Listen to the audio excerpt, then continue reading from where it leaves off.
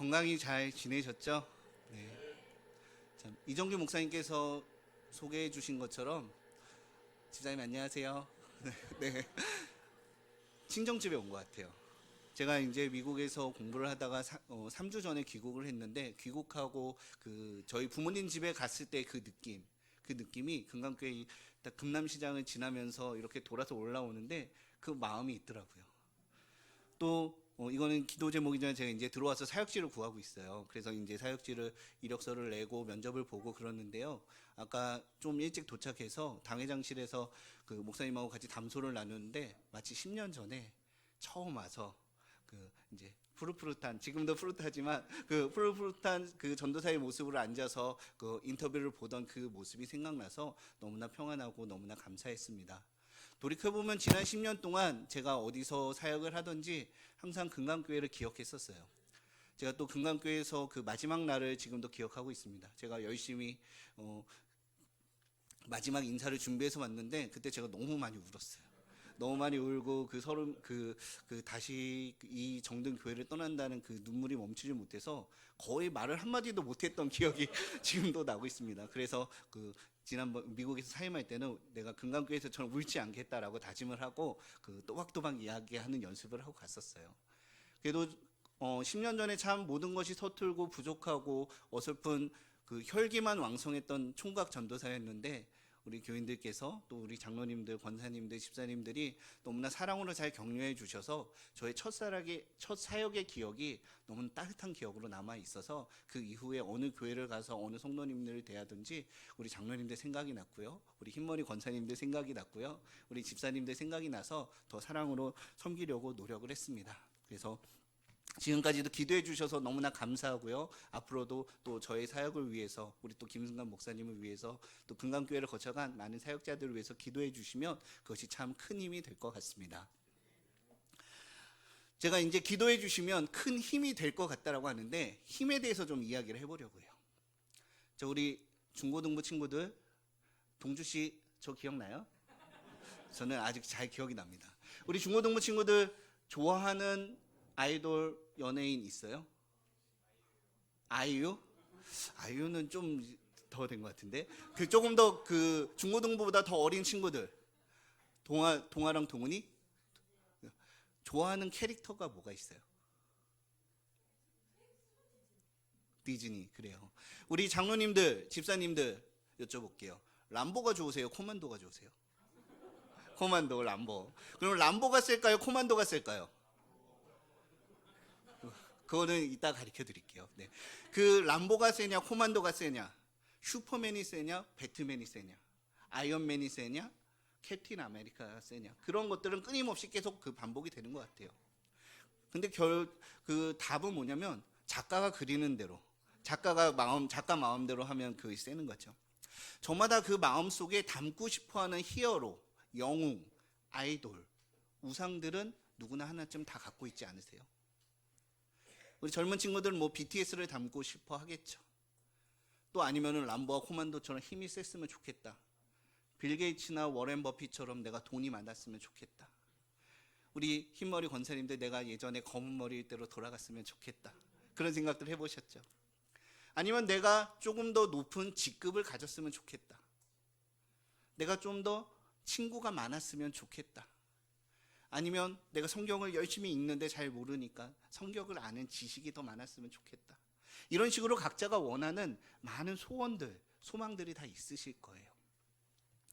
지금도 이 세상의 많은 사람들은 저마다 원하는 그 목표, 그 목적지에 도달하기 위해서 많은 수고를 하면서 살아갑니다. 그것은 다른 말로 말하면 그 수고를 통해서 내가 더 좋은 것을 얻기 위해서, 그 수고를 통해서 내가 지금보다 더 많은 힘을 얻기를 원하는 것이라 할 수 있겠죠.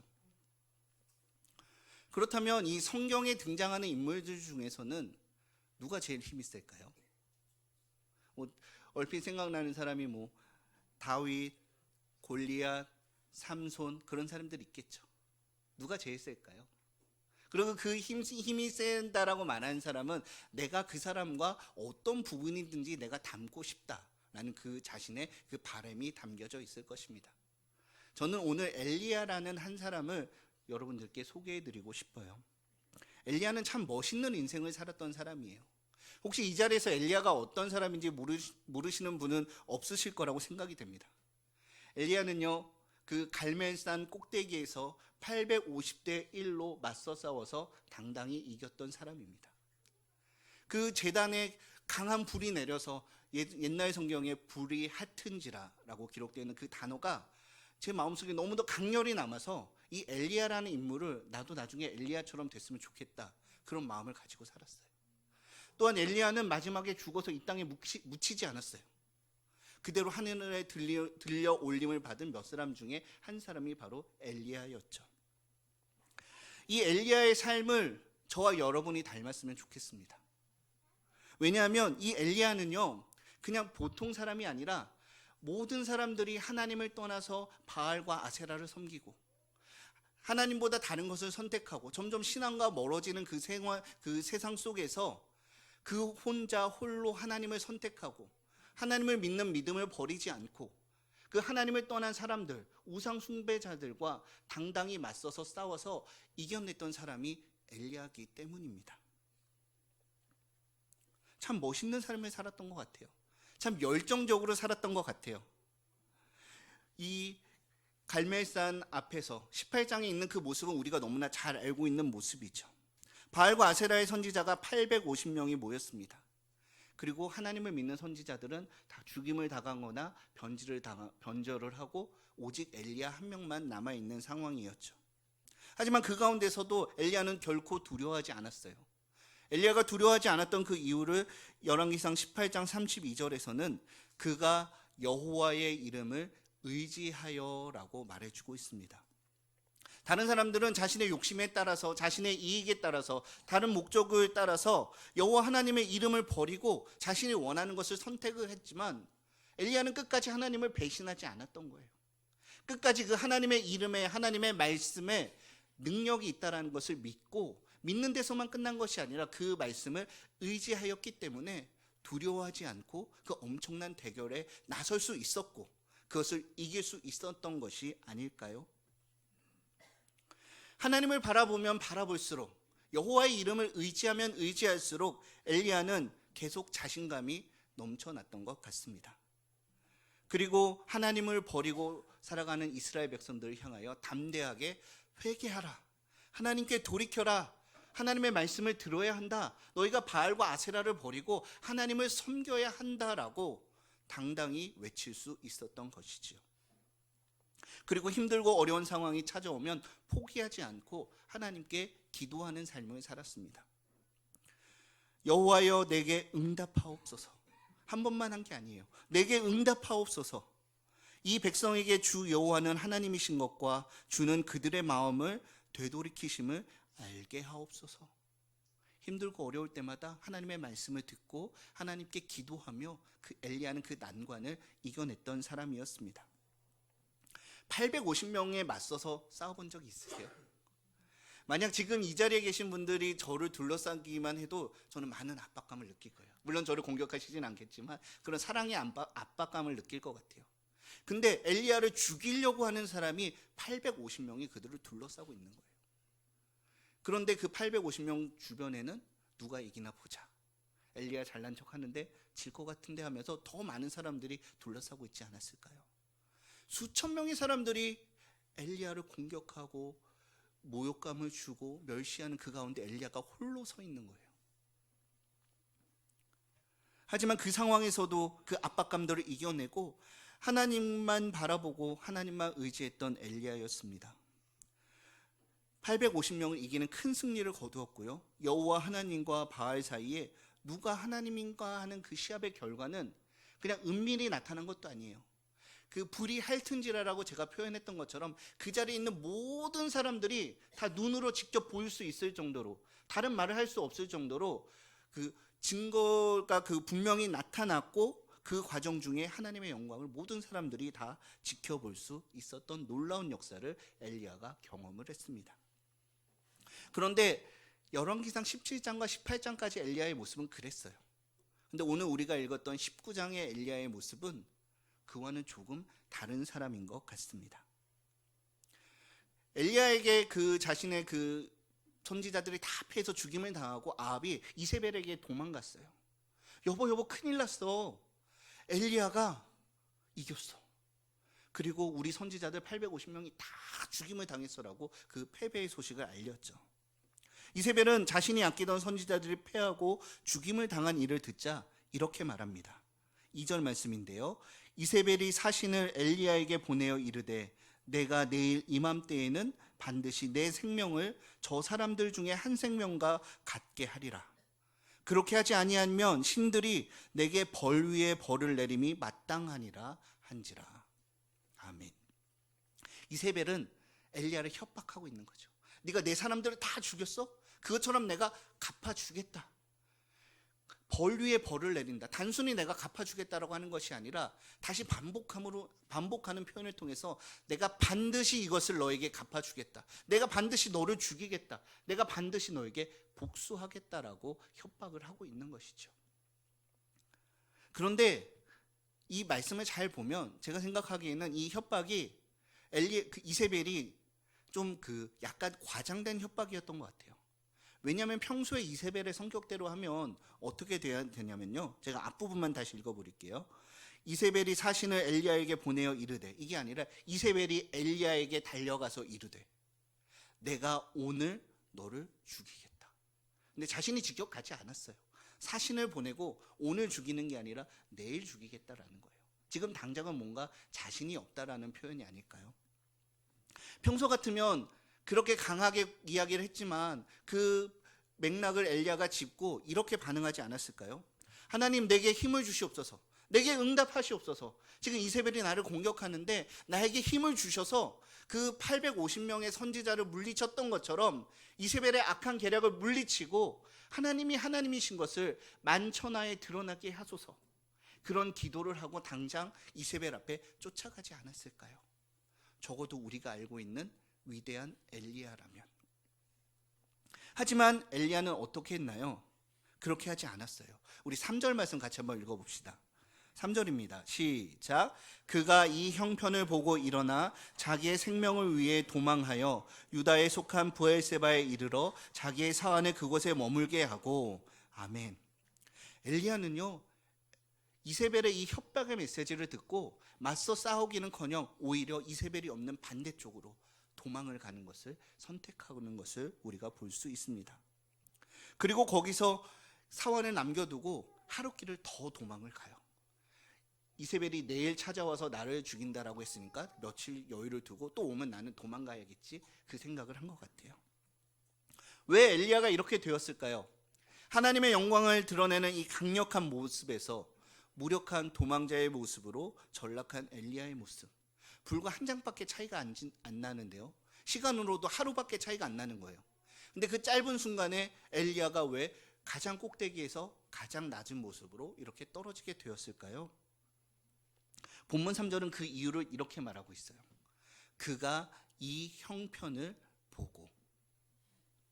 사랑하는 성도 여러분, 저와 여러분은 하나님께서 이 땅 가운데 그리스도인으로 불러주시고 하나님의 동역자로 사명을 맡겨주신 사명자라는 것을 믿으십니까? 믿으시죠? 이거 믿으셔야지 다음 이야기가 진행이 돼요. 그런데 이 그리스도인의 이 사명을 감당하는 데 있어서 가장 중요한 것은 우리의 영적인 시선이 어디를 향하고 있느냐예요. 그냥 단순히 향하는 것이 아니라 어디에 초점을 맞추고 내가 그것을 고정하여 바라보고 있느냐에 따라서 이 사명을 감당할 수 있느냐, 감당할 수 없느냐가 결정이 되는 것이죠. 수많은 어려움 속에서도 3년이나 되는 기근 속에서도 850명이나 되는 그 대적들 사이에서도 엘리야는 시선을 하나님께 고정을 했었어요. 그리고 하나님의 말씀을 듣고 하나님께 기도했어요. 하지만 그때는 그 두려움을 이겨내고 하나님의 능력을 드러내는 도구로 쓰임을 받았는데 하나님을 바라보던 그 엘리야의 시선이 이 형편을 보고 자신이 처한 상황을 바라보게 되는 것이죠. 하나님께 고정했던 그 시선을 잃어버리고 영적인 긴장감을 잃어버릴 때에 엘리야의 삶은 완전히 변하게 되었습니다. 삶의 목적과 방향이 완전히 변하게 되었어요.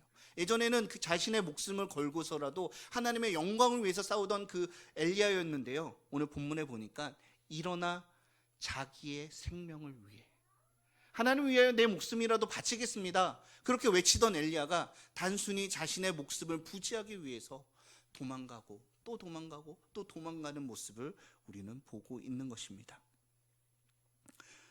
우리 그리스도인들에게 가장 중요한 것은 하나님을 의지하는 것입니다. 내가 아무리 돈이 많이 있더라도, 내가 아무리 학식이 많더라도, 내가 아무리 신앙적인 지식이 많더라도, 그 어떤, 제가 처음에 서두에 말씀드렸던 우리가 원하는 그 어떤 가치들, 어떠한 힘이 내게 아무리 많이 있더라도 하나님을 의지하지 않는다면 그 모든 것을 한순간에 다 잃어버리고 연약한 존재로 전락할 수 있다는 것이죠. 야고보서 5장은 엘리야를 우리와 성정이 같은 사람이라고 말하고 있습니다. 그것은 엘리야가 보통 사람이라는 이야기도 될 수 있지만 저와 여러분 모두가 한순간에 엘리야와 같이 될 수 있다는 거예요. 우리의 신앙의 경력은 그렇게 중요한 게 아닙니다. 내가 그동안 얼마나 신앙의 업적을 쌓았는지 그것이 중요하지 않아요. 내가 얼마나 많은 성경을 읽고 성경에 대한 지식이 있고 재물이 있고 건강이 있고 인맥이 좋고 많은 것을 소유하고 있고 그런 것이 결코 중요하지 않아요. 나의 영적인 시선, 나의 삶의 목적, 믿음의 초점이 어디에 있는지, 그것이 하나님께 고정되어 있는지, 그리고 그 하나님께 고정되어 있다면 그 하나님의 말씀을 듣고 그것을 의지하면서 그대로 살려고 노력하고 하나님 붙잡고 또 붙잡고 씨름하면서 하나님께 매달리지 않는지, 거기에 우리 삶이 달려 있다는 것입니다. 사랑하는 성도 여러분, 18장에 하나님의 영광에 드러내는 엘리야로서의 삶을 살기 원하십니까? 아니면 19장처럼 무력한 도망자의 엘리야가 되고 싶으십니까? 우리가 17장, 18장을 읽을 때 정말 재밌는 스토리가 이어지잖아요.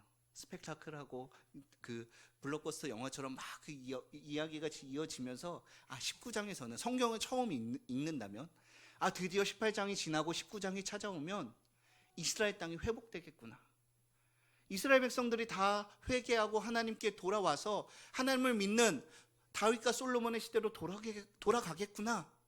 아합이 정신을 차리겠구나. 이세벨이 회개하고 하나님 믿는 일에 앞장서겠구나. 아니면 이세벨이 심판을 당하겠구나. 그런 것들을 기대하죠. 하지만 결과는 아합과 이세벨과 이스라엘 백성들은 그대로 있는데 그 주인공이었던 엘리야가 도망가는 모습은 왠지 우리에게 낯설게만 느껴지는 것과 같습니다. 그런데요, 이런 모습들은 저와 여러분의 삶 가운데서도 아니면 우리 주변에서도 쉽게 찾아볼 수 있는 모습이 아닐까요?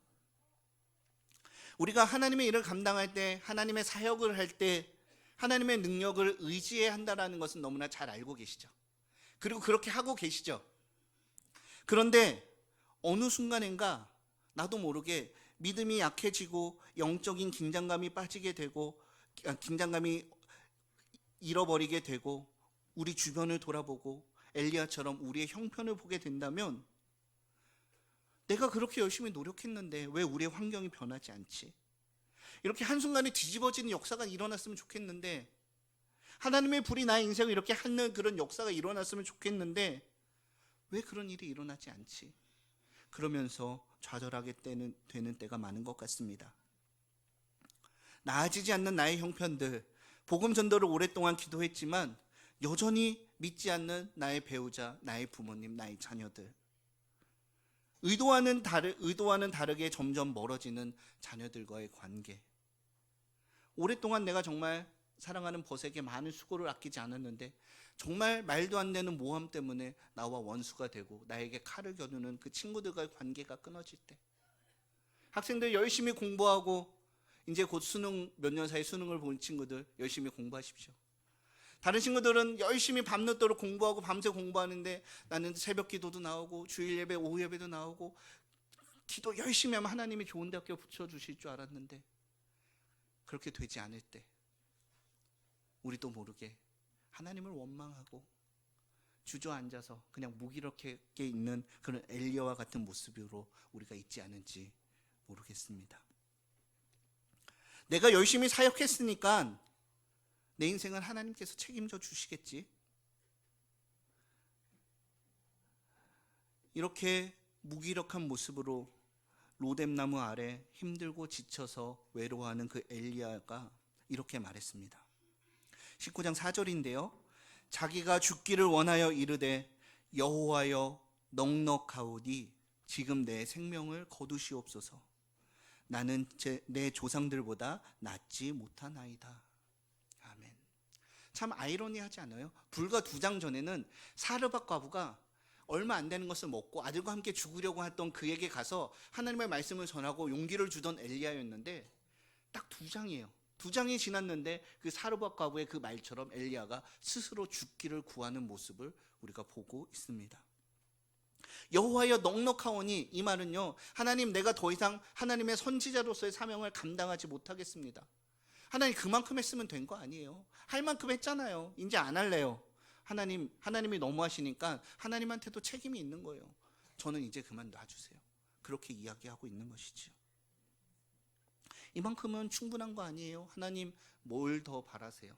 그렇게 이야기하고 있는 것입니다. 그런데 이 엘리야에 대한 하나님의 반응을 우리는 살펴봐야 합니다. 그 엘리야를 그대로 내버려 두시지 않고 하나님이 찾아오셨기 때문입니다. 그리고 하나님이 엘리야를 책망하신 것이 아니라 엘리야를 위로하고 격려해 주는 모습을 볼 수가 있습니다.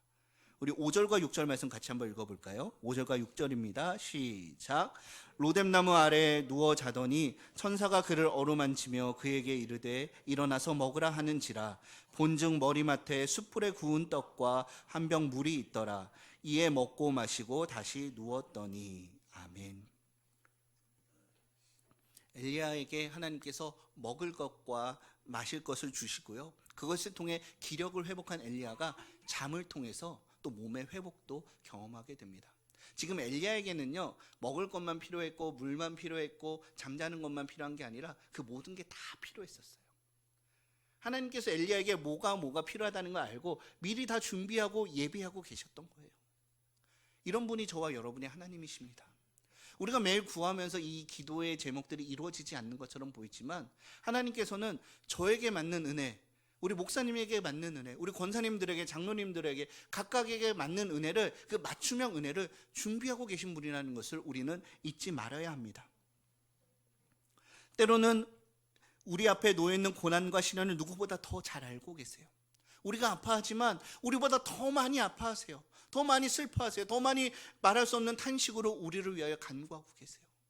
그리고 우리가 우리의 인생을 위하여, 우리의 삶을 위하여 아무것도 준비할 힘조차 여력조차 없을 때에 우리를 위해서 넉넉하게 그 은혜를 채워주시는 분이 저와 여러분의 하나님이시고, 우리는 그분을 아버지라고 부르는 것이지요. 대부분의 사람들은요, 이 18장처럼 급격한 변화, 놀라운 역사, 무언가 뒤집어지고 바뀌고 무언가 갑자기 들어오고 그런 일들이 있으면 하나님을 잘 찬양해요. 와, 역시 하나님은 살아계셔. 하나님은 능력이 많으셔. 우리 하나님 참 감사합니다. 하나님의 은혜 정말 좋습니다. 막 나를 지으시니까 하나님 막 부르고 그러잖아요. 그런데 어때요? 19장처럼 힘들고 어려운 일들이 있을 때 우리는 그 환경에 눌려서 그 형편을 보고 그 하나님의 은혜를 너무나 쉽게 잊어버리고 살아가지 않는지 우리는 생각해 봤으면 좋겠습니다. 어떤 상황에 처할지라도 그러한 능력들, 우리의 환경들을 뛰어넘어서 일하시는 하나님을 집중하는 것을 놓치지 마시기 바랍니다. 이 숯불에 구운 떡과 물은 당장의 그 엘리야를 일으켜 세우는 그 영향도 하지만, 바로 17장에서 그 3년이라는 그 기근 동안에 끊임없이 그 까마귀를 통해서 떡을 공급해 주시고 시냇물을 통해서 먹을 것을 주셨고, 전혀 엘리야와 상관이 없어 보이는 시돈이라는 그 이방 땅에 있는 그 과부의 손길을 통하여 마지막 한 줌 떡을 주셨던 것들, 바로 엘리야에게 과거에 주셨던 은혜를 기억하게 하는 역할도 하는 것이죠. 우리 한번 같이 따라해 봅시다. 받은 은혜를 기억하고 받을 은혜를 사모하자. 할렐루야. 저와 여러분은 지금까지 다 은혜로 살아왔잖아요. 그것을 기억해야 돼요.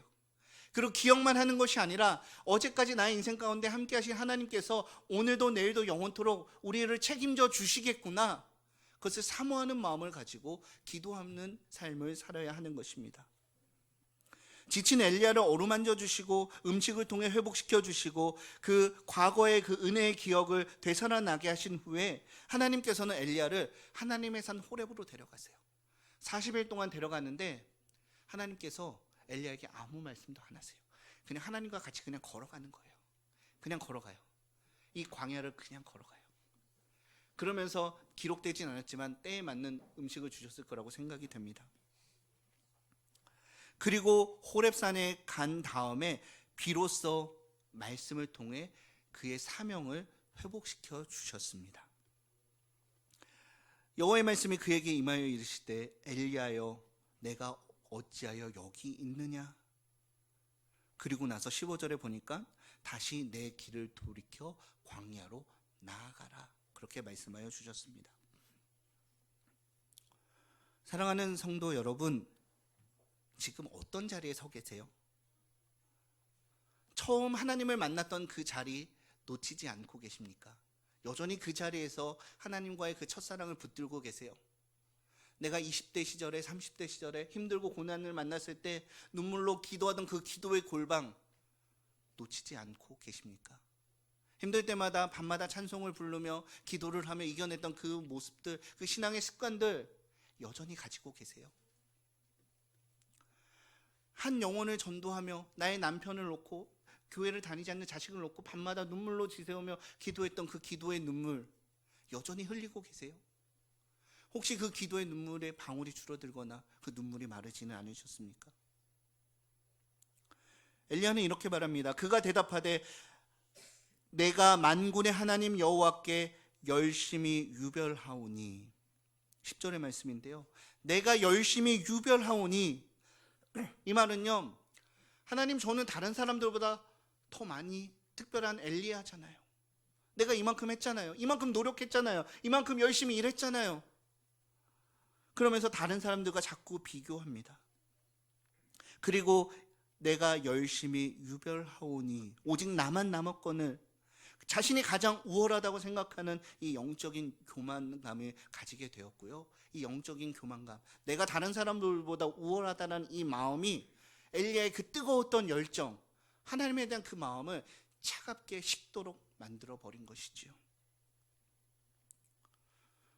말씀을 준비하면서 계시록에 에베소 교회에게 주신 말씀이 생각이 났어요.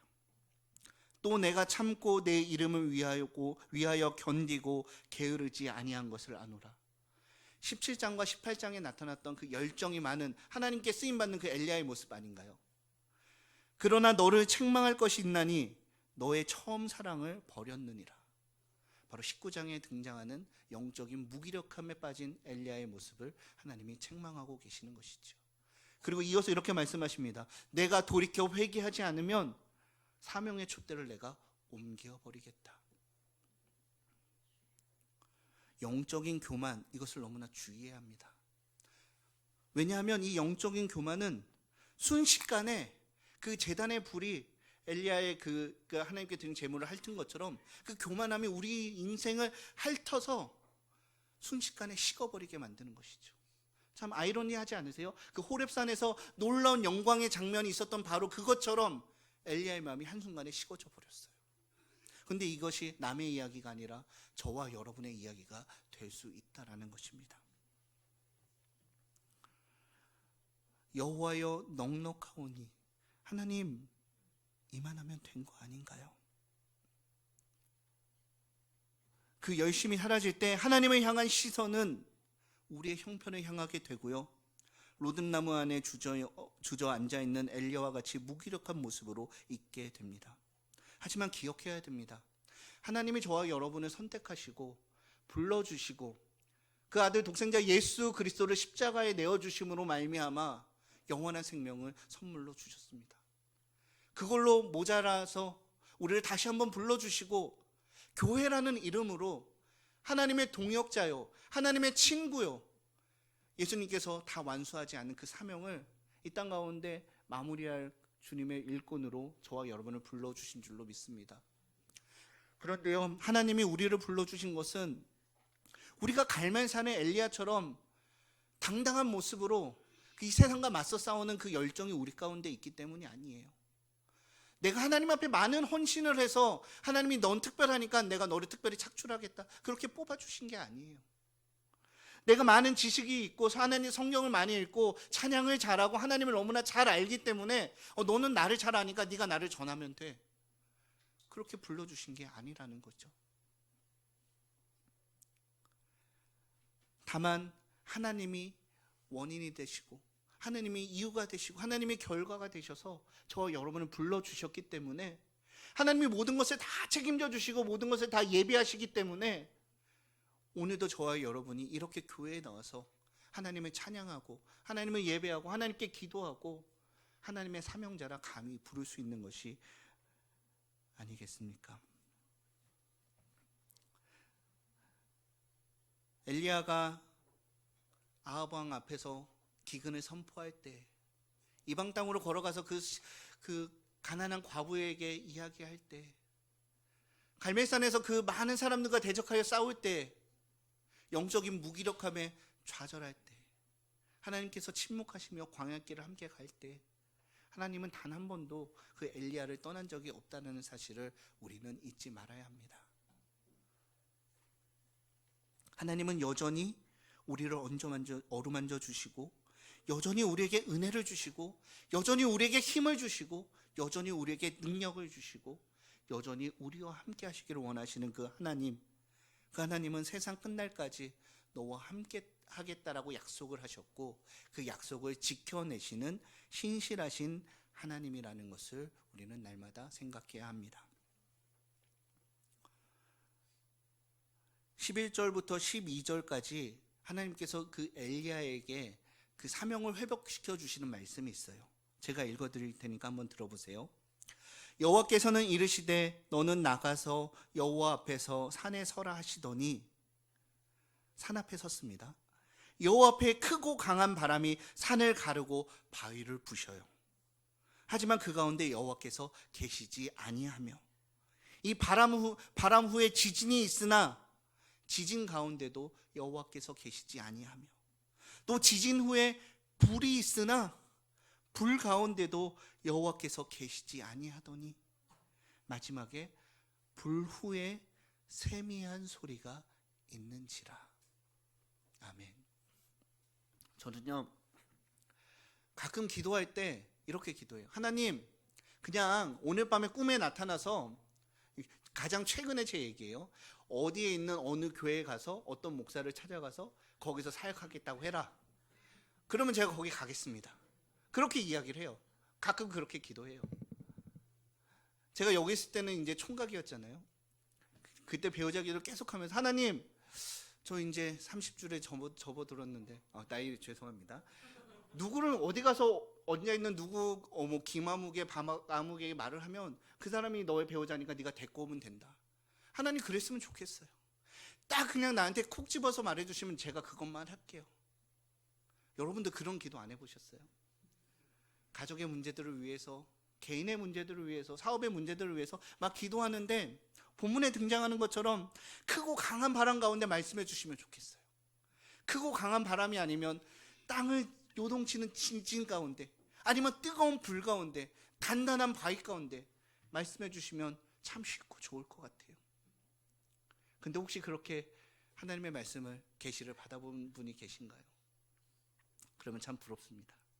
그런데요, 하나님은 언제나 그 모든 것들이 다 지나가서 우리의 생각과 허황된 욕심들, 그것들이 다 무너진 다음에, 이제 내가 하나님 앞에 두 손 두 발 다 들었습니다. 하나님 말씀, 하나님 원하시는 대로 하세요. 그때 비로소 세미한 음성으로, 나만 알아들을 수 있는 음성, 나에게만 주시는 그 음성을 가지고 그때 비로소 저 여러분들에게 말씀하고 계십니다. 그리고 이렇게 말씀하셨죠. 그에게 이르시되 너는 내 길을 돌이켜 광야를 통하여 다메섹에 가서 이르거든 하사엘에게 기름을 부어 아람 왕이 되게 하고, 또 예후를 통해 이스라엘 왕이 되게 하고, 엘리사를 통해 너를 이을 선지자로 삼으라고 그에게 구체적인 사명을 주셨습니다. 말씀을 정리하려고 합니다. 어떤 자리에 어떤 모습으로 서 계십니까? 좀 막역한 질문이지만 여전히 은혜의 자리에 계십니까? 여전히 사명자로 살아가고 계십니까? 아니면 그 환경에 눌려서 여러 가지 이유로 그 사명을 잠시 놓고 로뎀나무 아래 엘리야와 같이 무기력한 모습으로 앉아 계시진 않으신지요? 여전히 우리와 함께하길 원하시고 우리를 찾아오시고 우리에게 힘주시고 우리에게 다시 한번 이 사명을 일깨워 주기를 원하시는 이 하나님은 내가 걱정하는 모든 근심과 염려와 그 모든 상황, 형편을 뛰어넘어서 일하시는 분이십니다. 왜냐하면 그분의 말씀으로 그 모든 것들을 만드셨기 때문이죠. 지금 우리에게 필요한 것은 뭔가 번잡하고 뭔가 그 강한 것을 기대하는 것이 아니라 여전히 우리 가운데 찾아오시는 그 하나님께 우리의 시선을 고정하는 것입니다. 그리고 그분이 우리에게 말씀하시는 그 세미한 음성을 귀 기울이고 그대로 살기로 결심하고 그것으로 살기로 노력할 때에 하나님께서는 저와 여러분을 통해서 또 다른 예후를, 또 다른 엘리사를, 또 다른 하나님의 사명자들을 이어가는 일들을 계속하실 거라는 것을 믿어 의심치 않습니다. 이 시간 우리 들은 말씀 생각하며 함께 기도했으면 좋겠습니다.